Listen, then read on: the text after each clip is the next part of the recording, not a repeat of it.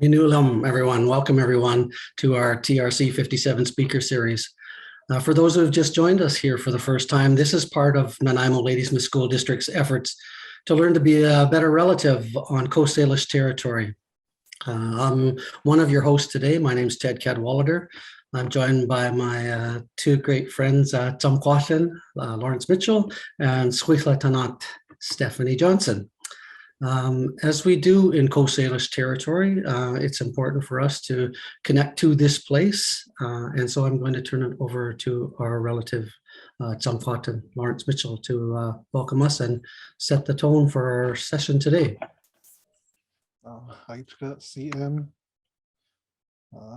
Chacha slash main. Aichka at the Hyal Ait Squale at Tenaquale. Dichwam e Amastal aquila quam squalawan. Dichwam e Amastal aquila Ait Squalawan. Dichwam Lachantas delicate e Latlamathet septa sergenst. Tiwia tan quakigalis e kaki mistimoch. Dichwam sleta can stoch donat chwalmoch. Tiwia tan quastathi. Stlatha kan se tashtanathan tamach. Dichwam latlamatal to eli na schwalaqua tunaquel. Ether swaan schwalaqua hanamit. Heichga quans nan ut iat nimet. Na washquam quams danasali. Tunaqueli to muxquel. Heichga titles yam.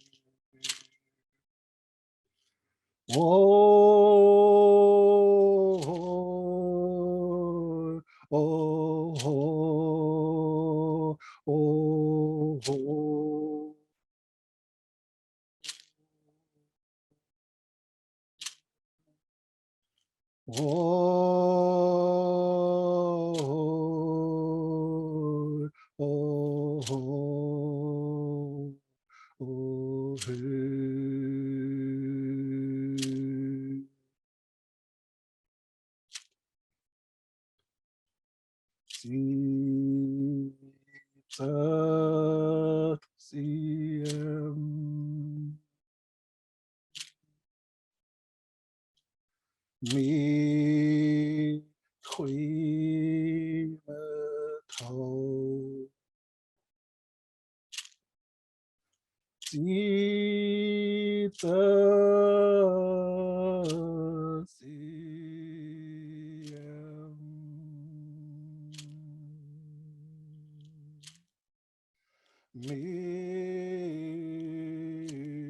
queen toe.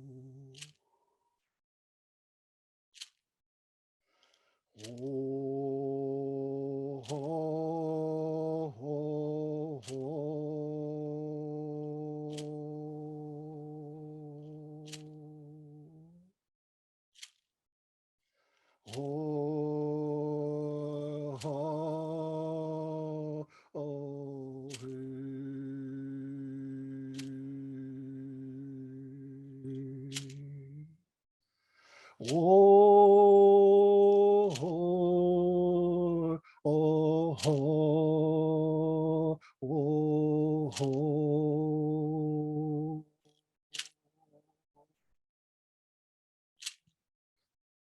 Whoa, oh, ho, oh, hey.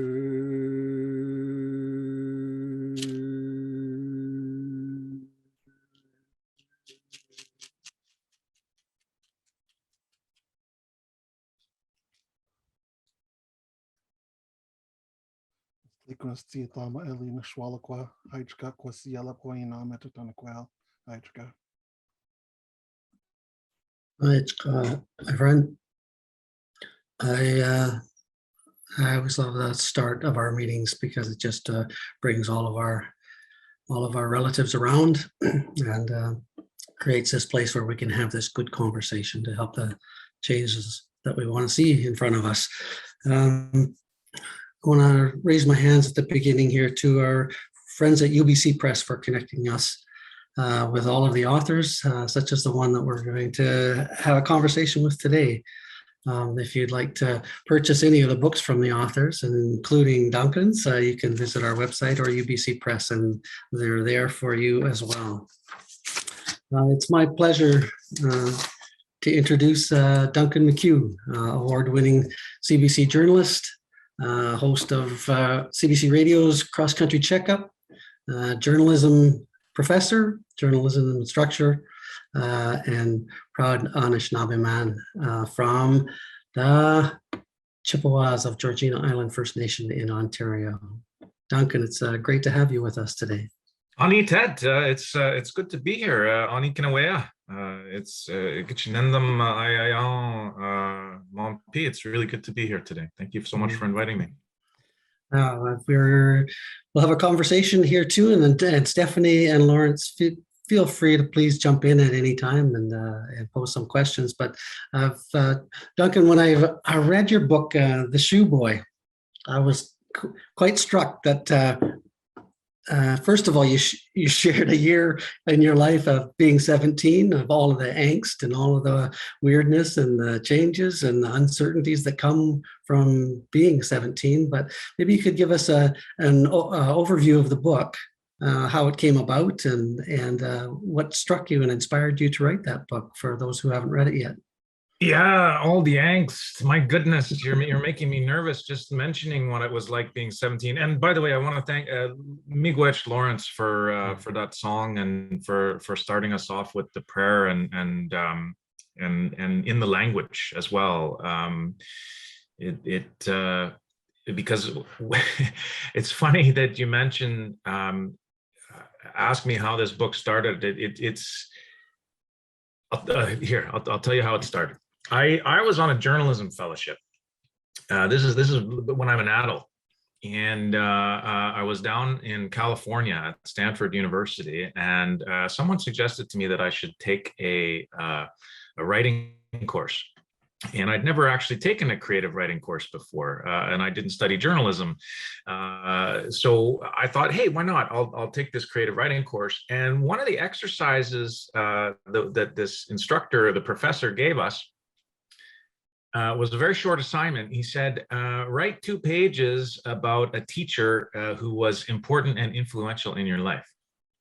It was real simple question, and you actually think about it yourself right now.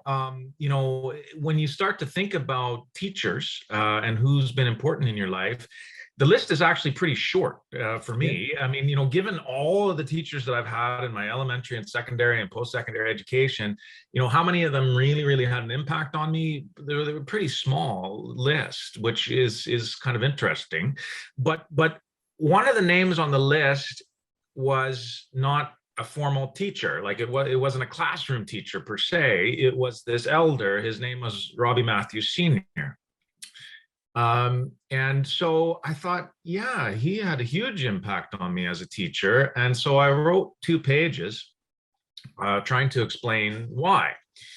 And it was the 2 pages that are the second scene in the book, which are me in the middle of the James Bay wilderness in northern Quebec, trying to make my way on a portage with a very, very heavy load, and a moment in which this old man, Robbie Matthews Sr., this old Cree man, totally schooled me. He made me think in so many different ways at this point that I was struggling with this load on this portage, and I ended up writing about that. And all the students in my class, my creative writing class, said, "Wow, what's going on there? Like, what is that all about? You were in the bush for like what? And why were you feeling so badly?" And so I ended up writing a book about the whole thing. That's how the book happened. And the book is a memoir of me in my mid-40s at that point, trying to unpack and understand why Robbie Matthews Sr. was such an important influence in my life. And it was about this point of 6 months when I was 17 years old. I had finished high school.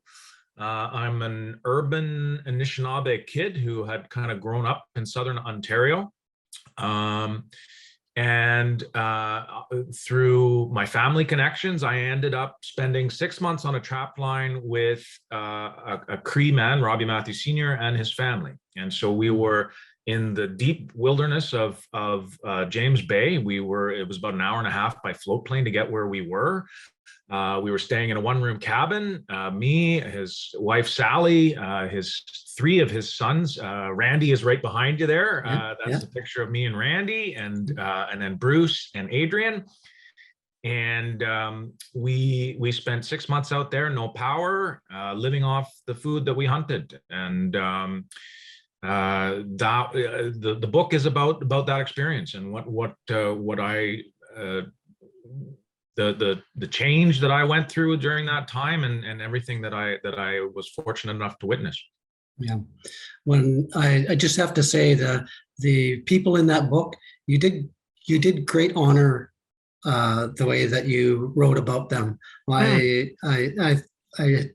thought of that old man with great respect, and those young men of trying to keep a hold of that world that they saw in their dad and their mom, but also having to struggle with some of the things that change the hydro project brought to that territory too, like the alcohol and the loneliness and the struggle to just to keep who they were together. So you did a good job. And it's funny that you asked about struggle. I mean, I was certainly going through my own struggles being a teenager, and being an urban kid who was in this very traditional environment.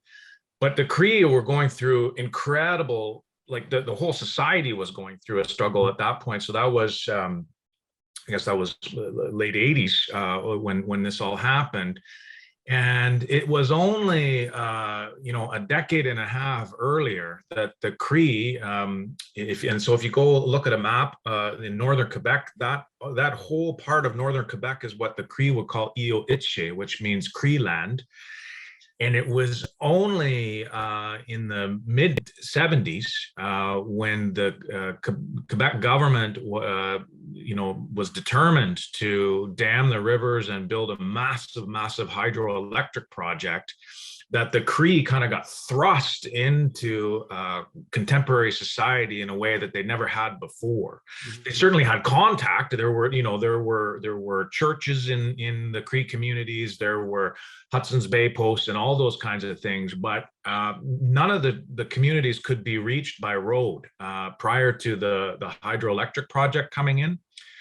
And so that point that I was there in the late 80s, they had only really been connected, quote, to the rest of the province for about 10 years or so. And so the hydroelectric project had shifted their lifestyle in so many radical ways, and the hunting life, that had always been so much a part, and still is so much a part of Cree life, underwent this radical change when the Quebec government flooded tens of thousands of hectares of their land. And so all of that struggle and change was happening when I was out there with the Matthews family.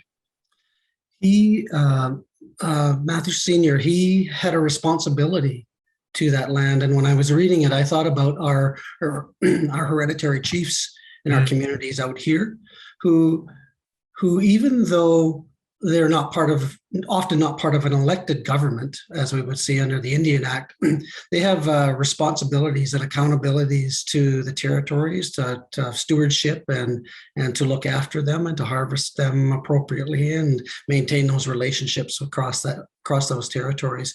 And when I was reading the book, the James Bay hydroelectric project is those kind of projects aren't over, right? We're dealing with that across our province right now through our Wet'suwet'en territory. Our relatives up there are having their hereditary chiefs step forward, and in our communities, even on the north end of this island, our hereditary chiefs are constantly having to step forward to remind us that there's laws that have been on this land for thousands of years. So I was struck by how it hasn't finished, right? It's still going on. Yeah, and one of the amazing things, so Robbie was what the Cree call an uchimal, and in the translation of that term has come to be tallyman, but essentially the Cree had their own land tenure system. I hesitate to call it land tenure because that's very much an English common law kind of conception of land ownership and stuff, but just for simplistic, I mean, they had a system for managing the territories and the lands, and it was all funneled through the Uchimal, and the those responsibilities for land. At one point during the book, I talk about looking at the land as if it was a garden. And it's really interesting to see the parallels between hunters and gatherers and gardeners, and the way that Robbie treated the land. And I'll give you an example. When we were out there, trying to make a living off the land is incredibly difficult now, given the state of fur prices. And lynx was one of the highly prized furs, which would have earned the most amount of trapping money. But Robbie said we can't trap lynx this winter, based on what he was seeing in the territory. The lynx were clearly in a down cycle, and so even though it would have been we would have made some money if we had gone out and been pursuing lynx. He wouldn't let us do that. And so that's just an example of the kind of relationship that I was beginning to observe of Robbie, firmly kind of placing himself in, we often talk about, being part of the circle. But I could see how Robbie was, in his worldview as a hunter, was connecting to all of the animals and plants and everything else, and it was really amazing, a real privilege to be part of that. I'll bet. Yeah, at 17 to see that sort of thing, and I don't know. Did you notice that while you were there, or is a lot of this in retrospect to go, oh, now I'm making sense of it? I wish I noticed it when I was there, Ted. There's so much now that I wish I had done while I was there. But the truth of the matter is that I went there because I wanted to learn to be a better hunter. I was this urban kid who enjoyed being out on the land. And I admired the way that the Cree, we had spent 5 years living in James Bay. And so I admired the way that the Cree grew up so connected to the land and such talented hunters and things. And I wanted to learn more of that. But the truth of the matter is I was 17 years old. Yeah. I was, wrapped up in my teenage boy brain and with teenage boy drama, with my, girlfriend being far, far away, and I was horny, and I had zits, and all these kinds of preoccupations of a 17-year-old. I was lonely. The first language in Syeyutsus for most Cree is Cree, and I don't speak Cree. I did, Ipshish a little bit, but so I spent a lot of my time kind of in a bubble. They could all speak English, but they didn't, because why would they? It's not their first language. And so I was dealing with all of those emotions and anxieties and so you asked, did I make these observations then? And was I learning that then? I may have been learning it through osmosis, Ted, but I certainly wasn't conscious of it at the time. Well, it had an impact on you for sure, right? Oh, Because absolutely. it comes through in the book, even if you didn't notice it at the time. Because I think we've all been 17 and been where our circle is about 3 feet away from us, and that's what we think about. What's going on in our own lives. You know what, Ted, too, I'll just say that one of the things that I did walk away with, there's a moment in the book, a tough moment that was very difficult for me to write, was a moment that I contemplated suicide. And I had never told anybody about that ever before the book was published. Not even my parents, and who I'm extremely close to. And it was very difficult for me to write. But one of the things looking back or on it now as an adult, I realized how important that experience out on the land was for me in terms of trying to get through this very difficult period in my life, these identity questions that were plaguing me at the time about who was I as a Native person, you're in Nanaimo territory, and I remember doing a story a while back in my once I became a journalist, following a group of paddlers from the Nanaimo First Nation, and Mike Wise was training young men to go out and learn the canoe culture. And as you know, I'm sure your coastal audience there knows full well, much better than me, to become a paddler, to set foot in the canoe carries with it great responsibility and many teachings. And that was part of what I was beginning to learn then when I was 17 years old, from a Cree perspective, about the connections to the land and how enriching that could be for me as a person, as a human being. And so these connections to culture are something that so many of our youth don't have opportunities for. Our school system, I'm so glad that you're having an Indigenous reading club with your school system, because we need to have that kind of content. But so rarely, unfortunately, do our youth have an opportunity to see themselves reflected when they go to school, and see our teachings reflected when they go to school. And so these kinds of experiences out on the land are incredibly important for them to feel valued and worth as human beings. I can see Lawrence nodding there as well. Mm-hmm. One of the central pieces to the work that we're trying to do in the school district, and more broadly across this territory, is reconnect back to the land, and not just for Indigenous youth either, right? There's a lot of youth, as you know, who are coming through that age. They're struggling with identity. They're struggling for a sense of belonging.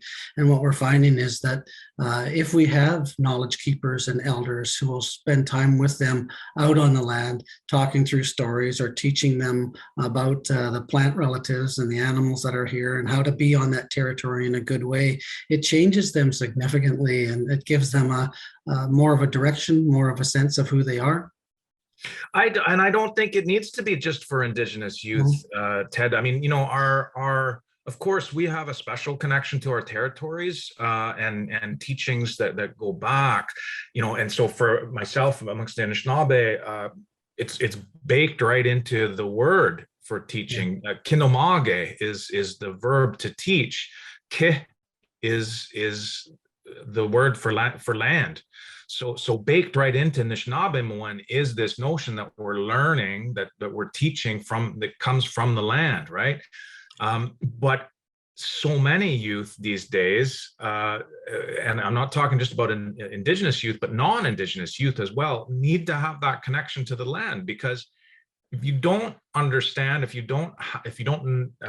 get scared when a bug or a rabbit jumps out in front of you or whatever it may be, if children don't have those connections to nature, then they don't understand the impact of when they turn the light switch on and off, and how that is, where that's coming from, and the downstream effects. They don't understand, why buying an SUV versus an electric vehicle makes a difference. They don't have those intimate connections to nature. They care less about the impact that we as two-leggeds are having on the rest of the world, and on Checkup, Mother Earth. So these are important, connecting to the land in education, as you're doing in this program. And it's important not just for Indigenous kids, but non-Indigenous kids as well.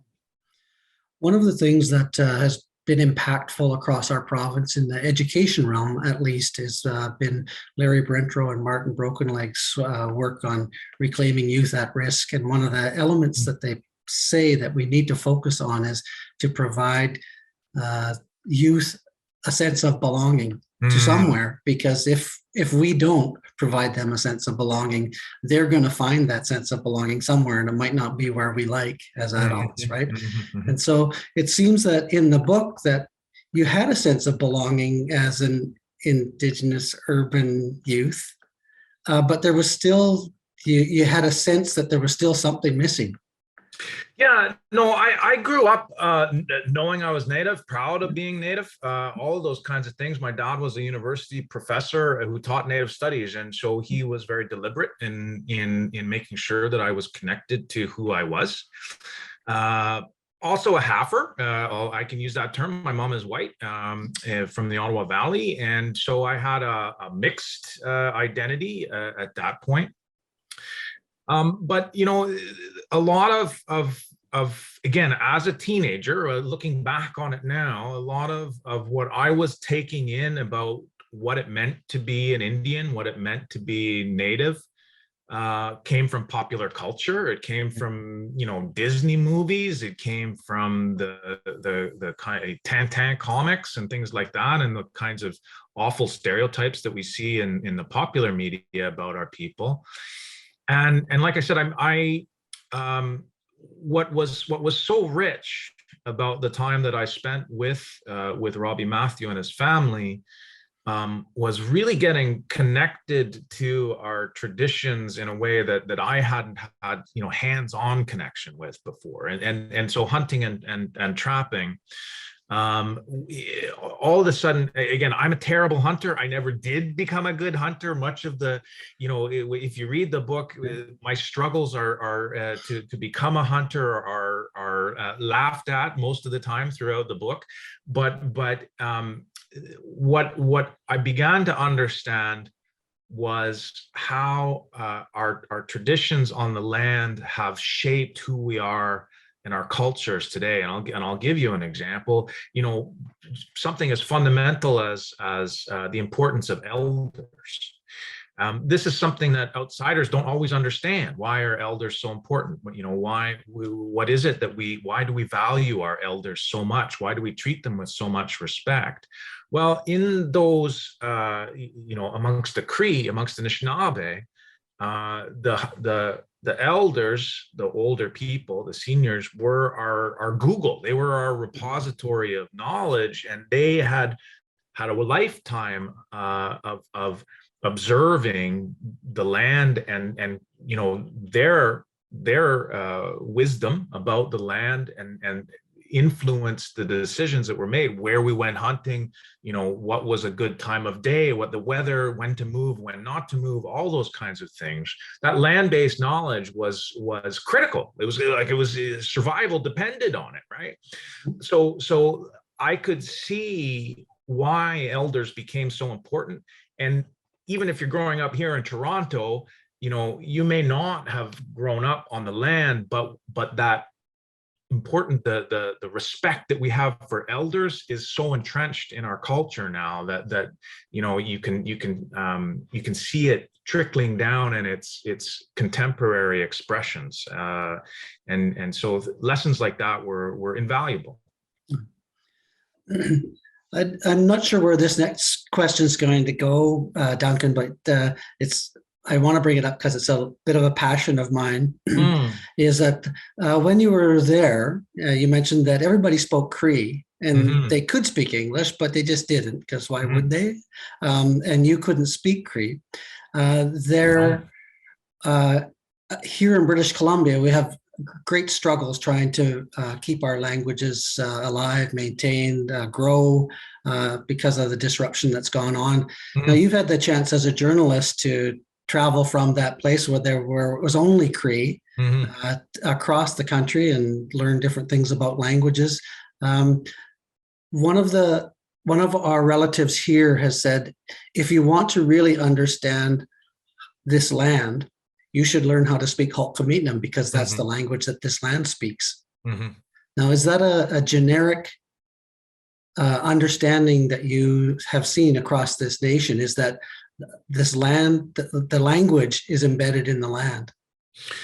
Yeah, well, so the example that I just gave you about land and the word kinomage is a good example, and again, you see that showing up. The kith phrase shows up in the very word "old man," kiwenzi. Wisdom. Again, it shows that kith shows up, and so. I bungi etago Anishinaabe. I only speak a little bit of Anishinaabe. I have only in the past 4 years or so begun to learn my language. Sadly, my grandparents were fluent speakers of Anishinaabe, and within one generation, that connection was severed. None of my father and none of my uncles speak the language, and there are many reasons why we've been disconnected from the language.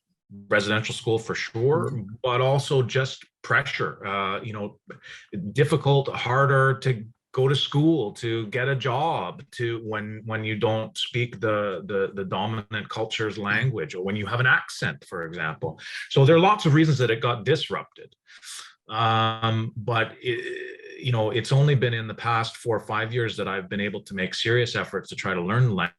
It's one of my sadnesses that when I was out there in the bush with Robbie and his family, I began to learn a little bit of Cree. Bruce took pity on me and started to give me Cree lessons when we were lying together in bed in the one room cabin. But if I had to do it all over again now, my God, I would have turned it into a five month immersion, because I would have spent every waking minute trying to learn Cree and not spoken any English. But again, at that point in my life, I just saw it as an obstacle, as a barrier, as this frustration that I couldn't communicate with them. But I guess my thinking on revitalizing the language and the importance of it, we often, I don't think that language is the be all and end all, and that we will cease to be Indigenous people if we don't speak our language. I think our culture is embedded in many different ways, in expressions of who we are as human beings, the way we teach our children, the foods that we eat, the way that we live. I think culture can be expressed in many different ways other than language, but there's no doubt that you begin to see a worldview that is wrapped up in our languages.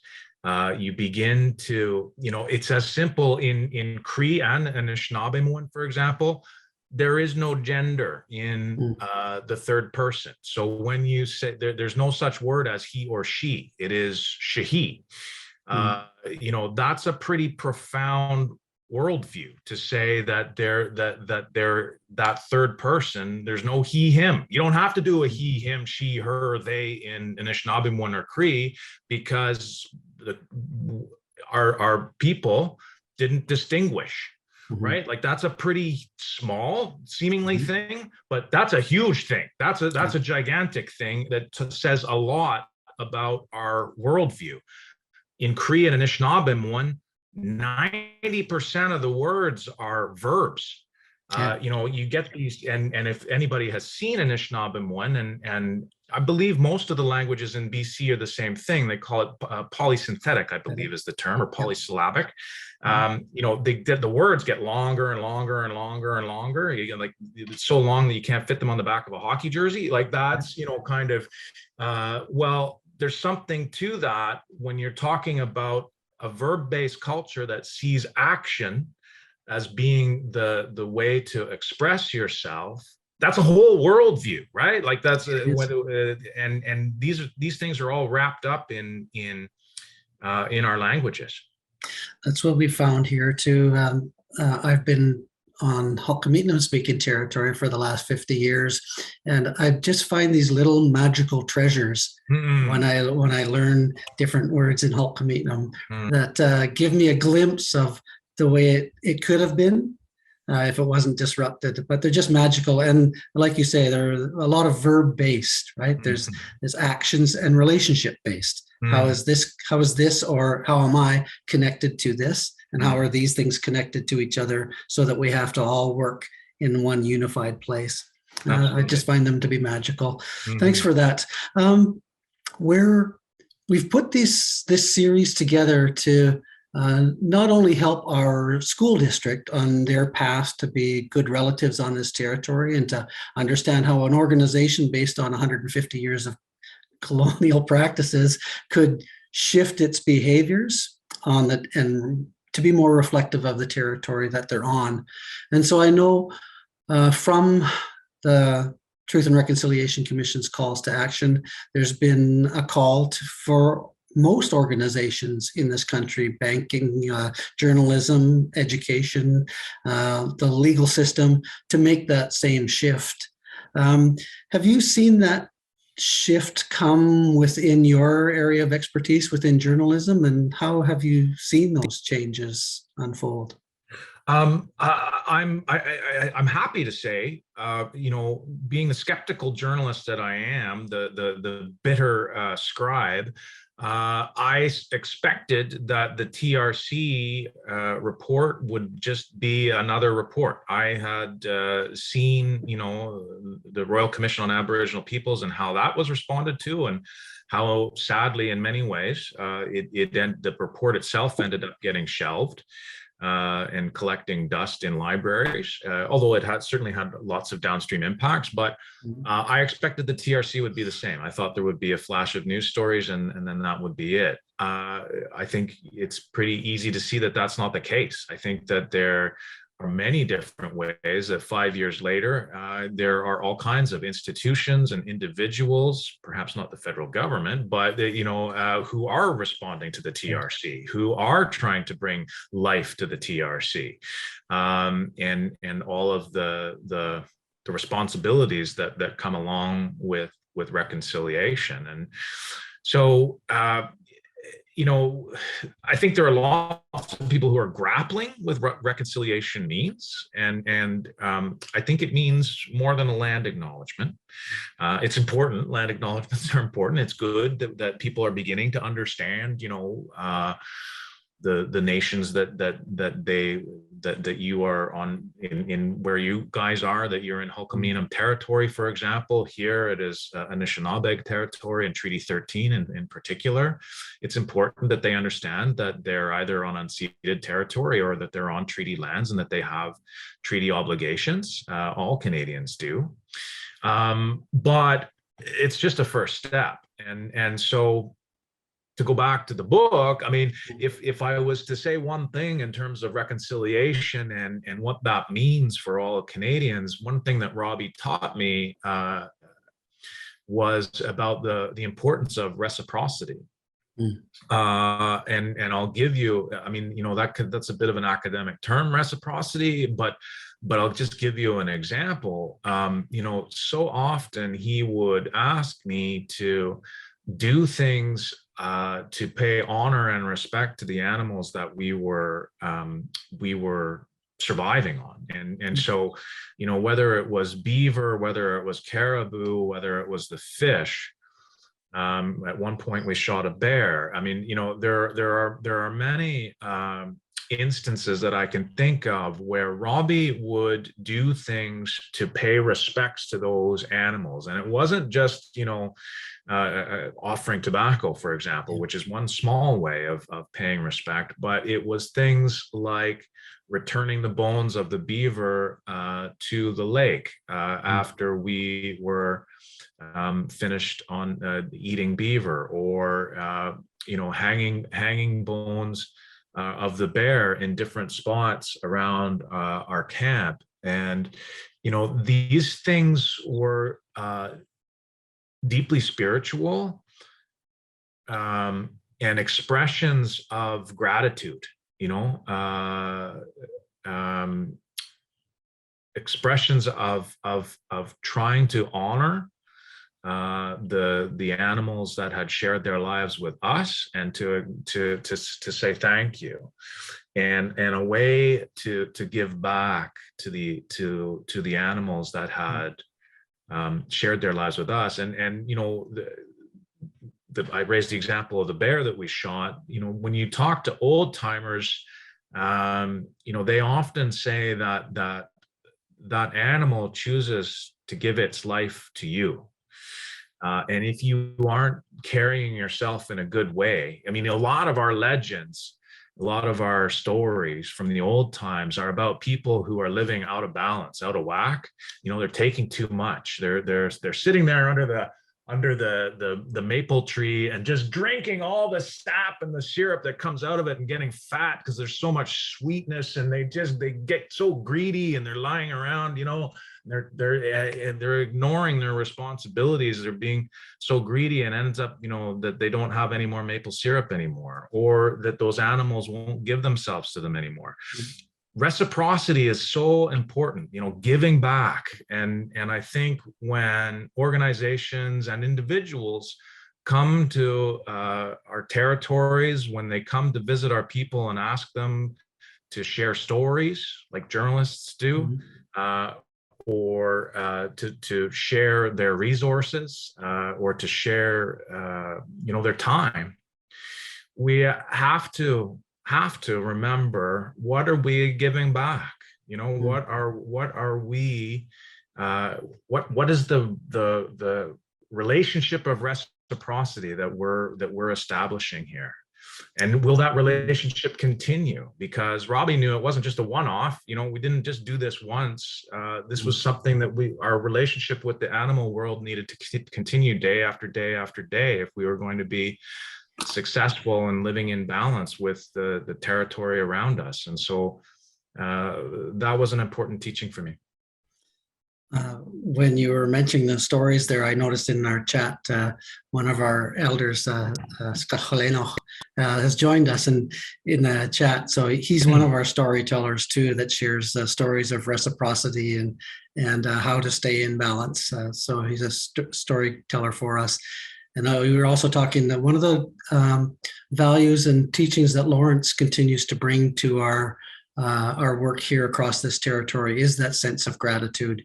He has a wonderful story that I've shared with others before about the return of our snow relatives to the West Coast, and how we can look upon that with gratitude rather than with frustration, and say, see it as a relative. So I wrote down those two things too, because I'm going to come back to them at the end: reciprocity, balance, and gratitude.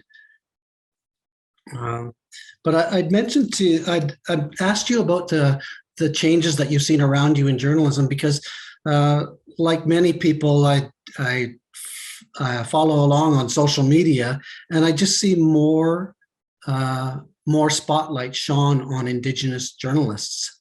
I see them on Twitter, and I see them telling the truth. It's hard as that is. It's wonderful. Back in when I first, my God, I've now been a reporter for well over 20 years. And there weren't many of us back in the day when, there were a few before whose shoulders we stood on to get to try to make open the door. but there sure weren't many of us. And, there were a lot of battles that we had to fight to try to get our stories on the air. It wasn't easy. I can't tell you how many producers I had to talk to, pitching stories and say, oh, moldy houses? You heard that story before. Why do we need to? Residential schools? Yeah, okay, yeah, they got abused. Yeah.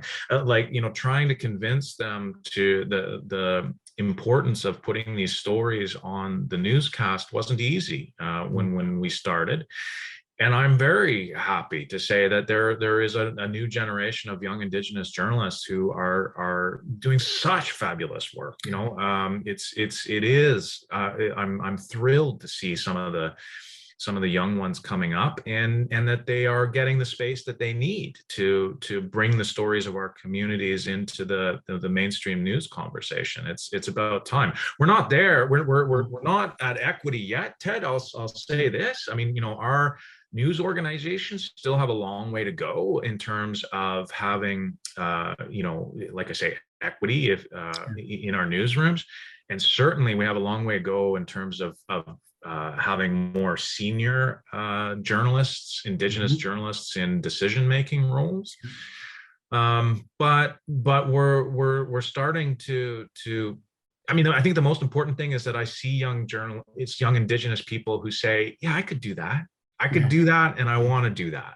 And 20 years ago, I didn't see that so often. They didn't see a place for themselves in the newsrooms, or they didn't last very long if they tried to make it, because they were just like, yeah, why would I fight with those people? I want to be who I am, and the newsrooms didn't want to let them be who they were, and so that is starting to change slowly but surely. I think what you just talked about is what we see in all of the sectors that we have in Canada, education, and the one that I'm most familiar with is that environment that has been, it took a while. You have to have people in there who are going to be willing to make an environment that's welcoming and understanding and nurturing of Indigenous youth when they come in to those sectors. I was thinking of banking or policing or education. I'm hoping that the work around reconciliation is shifting those environments in such a way that we'll have more Indigenous youth have careers in there without having to give up who they are as Indigenous peoples. Or fight so hard either. I mean, I think that's one of the things that when I think back, I did end up going to law school. And when I think back about my law school experience, I mean, they were bound and determined to change our way of thinking. And that's something that the law world has had a hard time giving up. There is a firm conviction about what law is. The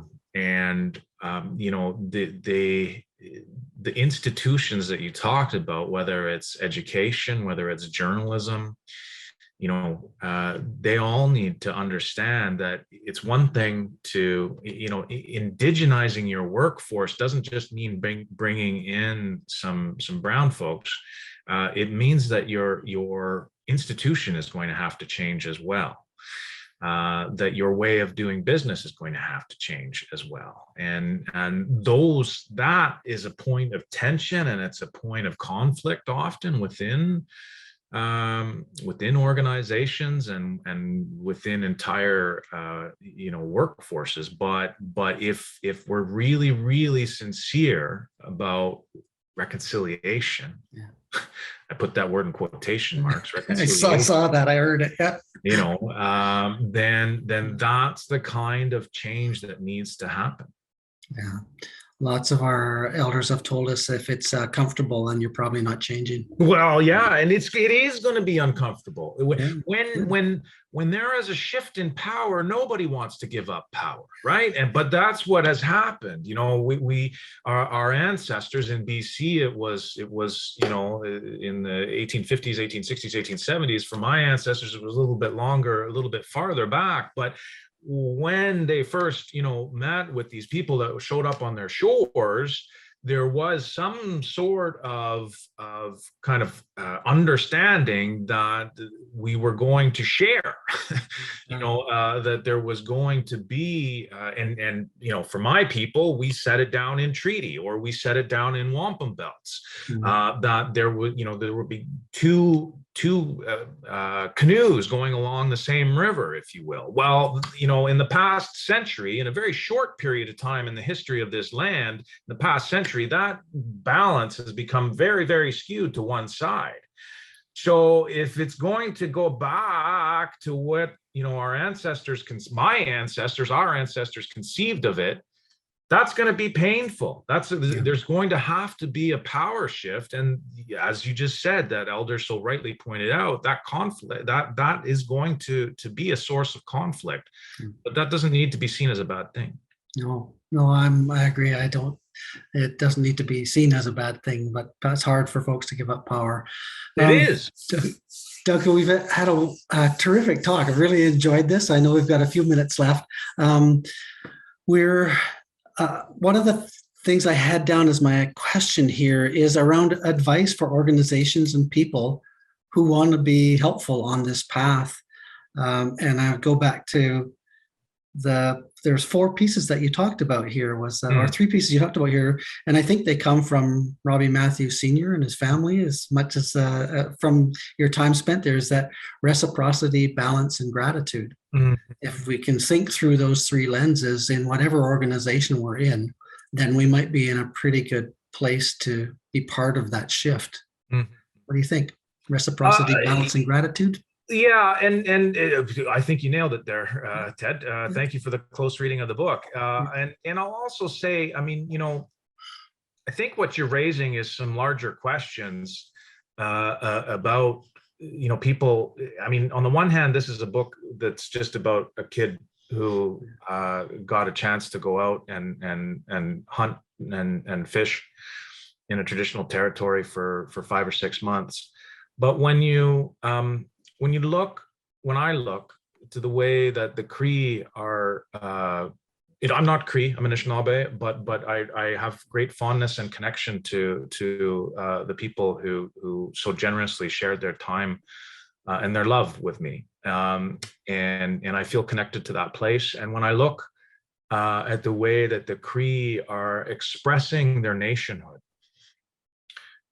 today, and those lessons that they have learned from their ancestors about living with the land, living on the land, being parts and stewards. You use that word stewards early on. I think all of those things are now being expressed in their contemporary nationhood in ways that the world still revolves. The earth, everybody wakes up and the sun still shines in the morning, and nothing nothing has come to a grinding halt in Quebec because the Cree are asserting sovereignty, a sovereignty that they have possessed as peoples in that territory in Syeyutsus since time out of mind. I think there are many lessons to be learned from the way that the Cree see their connection to Syeyutsus and the way to express that as in contemporary times, and I think British Columbia is going through that still. Yes, we are. In terms of what does a treaty mean? What does a treaty look like? Who controls natural resources and who doesn't? Who has a say? Those questions are still very unresolved in British Columbia and many, many places. Thank you, Duncan. I know that we've got a few questions on there that we're not going to have time with from Tracy, who's joined us from Aotearoa, from what's now called New Zealand. Kia ora, Tracy. Thank you so much for joining us. Yeah. Yeah, it's a lot of fun to see where folks come and join us from around the world. I also want to remind our guests that Duncan's going to be back. If 1 hour of Duncan McCue is not enough for you, he'll be joining us later on Indigenous media tactics in Canadian culture with John Kelly and Miranda Brady. He'll be a special guest joining us April 13th. So please join us then if you can.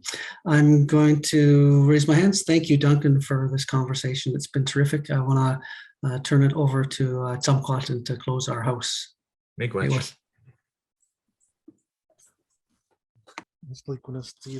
Duncan Eli Nishwalakwa Huayiname Tatanakwel. Thank Duncan for joining us and everyone else that has managed to get here today. I wish you guys Merry Christmases and Happy Holidays with your loved ones. I know sometimes it can be tough, but I send out my Aishkwal. We all send out our Aishkwalawans to every one of you. And we'll always be thinking of you deep inside our heart, knowing that our land loves you, our relatives across the land love you, and our hearts will always be with you. And I thank Duncan for sharing everything that you brought forward. It is cool to see that the similar worldview on the other side of the country here, hearing everything that you're sharing and everything that you went through. I see myself through you. And I'm thankful that our viewers and our relatives here today got to see and hear and feel a little bit of what it's like on the other coast. And it's so similar to what's going on over here. So I'll close with the song. CM Mshwalakwa. Oh, oh, oh, oh, oh, oh, oh, hey. Oh, oh, oh, oh, oh, oh, oh, hey. Oh, oh, oh, oh, oh, hey. Oh, oh, oh, oh, oh, oh, hey. Oh, oh, oh, oh, oh, oh, oh, hey. Oh, oh, oh, oh, oh, oh, oh, hey. Oh, oh, oh, oh, oh, oh, oh, oh, oh, oh, oh, hey. I tap to see him swallow qua.